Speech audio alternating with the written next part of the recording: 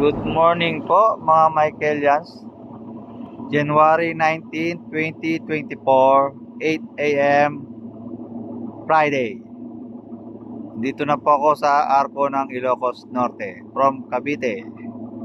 San Nicolas po ang biyahe ko. Hatid ko yung service ko po.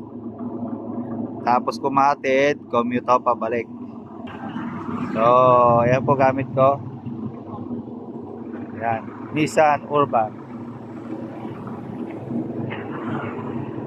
Iwanan ko muna tricycle ko sa Cavite. Sideline muna, on-call driver. So, yan. May arko sa likod.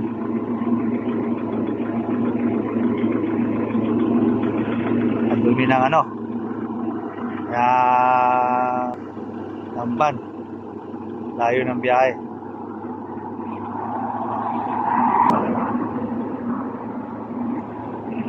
Sige po. Good vibes lang. May God bless us all. Sure.